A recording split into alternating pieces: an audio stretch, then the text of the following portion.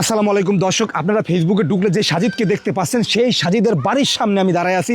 সাজিদ কী অবস্থায় আছে, কেমন আছে সেটা জানার জন্য। যেই সাজিদ পুরো বাংলাদেশের হৃদয়ের স্পন্দনকে কাঁপিয়ে দিয়েছে, যেই সাজিদ পুরো জেনজির বুকটাকে দরদর করে কাঁপিয়ে দিয়েছেন, যেই সাজিদ পুরো বাংলাদেশের একটু অনন্য দৃষ্টি স্থাপন করেছেন, সেই সাজিদের খবর নেওয়ার জন্য আমি আজকে চলে আসছি।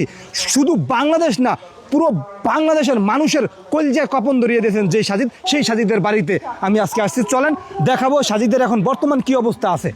তো দর্শক, আমরা সাজিদের বাড়ি চলে আসছি। তো আমি ওর খোঁজ খবর নেওয়ার জন্য আসছি, আর অন্য কিছু না। ও এখন বর্তমানে কোথায় আছে, কি অবস্থানে আছে এটা জানার জন্য। তো এখানে ওর এক বড় ভাই বসে আছে। আসসালামু আলাইকুম ভাই। ওয়ালাইকুম আসসালাম। কি নাম আপনার ভাই? মোহাম্মদ মিলন হোসেন। আপনার কি লাগে সাজিদ? চাচাতো ভাই। চাচাতো ভাই, আপন চাচাতো ভাই? হ্যাঁ। আপনার বাড়ি ঘর কোনটা? এই তো এইটা, এই পাশের ঘর আপনার? হ্যাঁ। কালকের যে ঘটনা ঘটছে এটা তো পুরো মিডিয়া পাড়ায় পুরো বাংলাদেশ কাঁপে গেছে। আপনারা ফেসবুকে ঢুকছেন কিনা আমি জানি না, আমি আজকে সকালে দেখছি, দেখার পরে আমার ভিতরটা ভাই অনেক কাঁপে উঠছে। যে মনে করেন প্রায় 8-10 জন পুলিশ ওরে ইচ্ছা মতো পিটাইছে। ও কিন্তু দাঁড়ায় রয়েছে, ও কোনো প্রতিবাদ করে নাই, কোনো কিচ্ছু বলে নাই। পরবর্তীতেও হয়তোবা কোন এক পুলিশ আইসা ওইটা দেখা পাজায় ধইরা থামাইছে। এখন ওর খোঁজ খবর মানে কি অবস্থা, মানে ও কি ওর সাথে কি আপনাদের কথা হয়েছে? হ্যাঁ, রাত্রেও কথা হয়েছে, সকালেও হয়েছে। মানে ও কি পরিমাণ আহত হয়েছে? মানে ও হসপিটালে আছে না বাসায় আছে? হসপিটালে ছিল।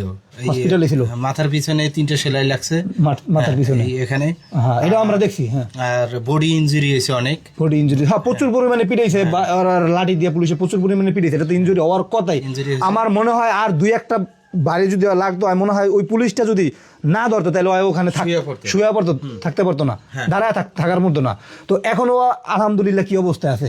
ও সকালে মিটফোর্ড হসপিটালে গেছে, ওখানে সিটি স্ক্যান করার কথা। সিটি স্ক্যান করার মাথায় যে কোনো সমস্যা হলো কিনা। আচ্ছা, তো সিটি স্ক্যান করার পরে রিপোর্ট বের হলে জানতে পারবেন যে কি অবস্থা। এখন কি এখানে এই যে বর্তমানে যে চিকিৎসা চলতেছে, এই চিকিৎসার কি কোনো নিজস্ব অর্থায়নে চলতেছে না কোনো অর্থায়নে আসতেছে অন্য কোনো জায়গা থেকে, এটা কি আপনার জানা আছে? মূলত এটা আমি ওইভাবে জানি না অ্যাকচুয়াল কি, কিন্তু এখন যাচ্ছে ওর নিজের থেকেই।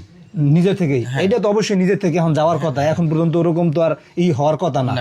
তো এই সাজিদের জন্য পুরো বাংলাদেশের কলিজা কাঁপতেছে এখন থরথর করে। এই সাজিদ এমন একটি মানে দৃষ্টান্তমূলক কাজ করে দেখাইছেন, এমন একটি মানে কাজ করছেন যেটা পুরো বাংলাদেশের ইতিহাসের লেখা থাকবো, আজীবন লেখা থাকবো। উনি আমার এলাকার আর একটা ঠিকানা দিয়ে রাখি, যেটা আপনারা অনেকেই হয়তো বা জানেন না। এটা হলো বরিশাল জেলার মুলাদি উপজেলার বাটামারা ইউনিয়নের আলিমাবাদ গ্রাম। আলিমাবাদ গ্রামের সন্তান। ও যেই মাদ্রাসায় পড়ছে আমিও একই মাদ্রাসায় পড়ছি। ওরে আমি যতটুকু চিনি, ও খুবই ভদ্র একটা ছেলে। ও মাঝে মধ্যে দেখা হইলে ভাই কি অবস্থা, কেমন আছে, সালাম দিয়ে কথা বলতো। আচ্ছা, এখানে আমার এক ভাই আছে। তোমার কি লাগে? আমার বাল্যকালের বন্ধু। তো সাজিদের এই বিষয়টা দেখে তোমার কাছে কেমন লাগছে? মাথার যে আঘাতটা ছিল, খুব তীব্র আঘাত। আমি যখন দেখছি যে ওকে আঘাত করতেছে, মনে হয়েছে যে আমার শরীর লাগছে ভাই। প্রতিটা বাংলাদেশের মানুষের কলিজায় লেগে গেছে প্রতিটা আঘাত ভাই। দর্শক, এরকম সাজিদ যেন ঘরে ঘরে জন্ম হয়, যারা কোনো অর্থ ছাড়া নিজের জীবন বিলিয়ে দেয়। হয়তোবা আর কিছুক্ষণ হইলে ওই পৃথিবীতে থাকতো না। ও পৃথিবীতে হয়তোবা এখন ওর জানাজা হয়ে যেত, মাটি হয়ে যেত, মাটি দেওয়া সম্পূর্ণ ক্লিয়ার হয়ে যেত।